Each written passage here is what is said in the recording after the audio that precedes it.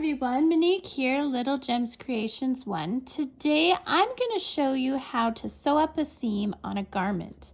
Now you need to turn your garment inside out. Okay, you're going to need your needle.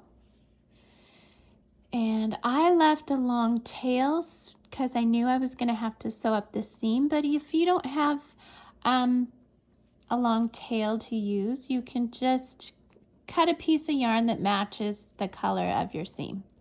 So what we're going to start is we're going to put the right sides together and we're going to put 2 stitches at the very beginning, and that's just to give it a little bit of extra support, okay? Then you see how for my crocheting, and if you're doing a knitted item, you'll also have loops for your knitted item. I'm just kind of matching up those loops and going from one side to the other. You're always starting on the same side. This is called a whip stitch.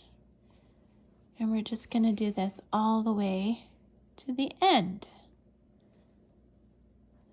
Try not to sew your hair into your garment. Or lose your yarn off your needle. Okay, the struggle is real. It happens to all of us.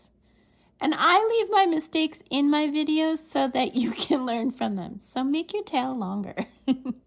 Okay, so together, matching up the stitches from one side to the other, and we're doing this all the way down.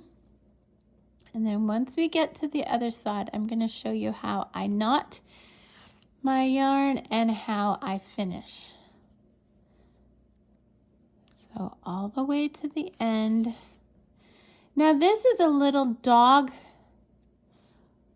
hoodie I made, or pet jumper. It fits up to a 5-pound pet. I've actually had people use these also on piglets, and I think they could probably work on little goats, like baby goats, because you don't want them to get cold, you know what I mean? Okay, so we're at the end. Okay, so now what I'm going to do is I'm going to do another loop.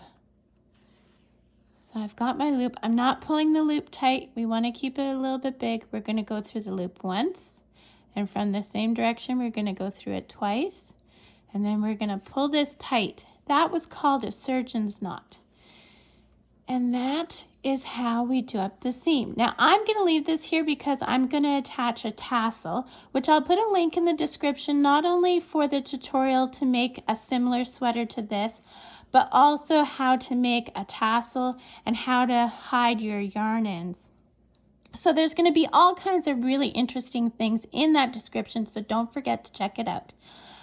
So we've done our knot, and I'm just going to leave this here to attach my tassel. But if you were done, you never cut where you knot. So let's say you're not adding a pom-pom or a tassel or whatever. You would do a couple more stitches and then cut. You never cut where you knot. So I hope this was helpful. Thanks for coming along on my journey of finishing up my garments. Have a great day, and I'll see you next time. Bye now.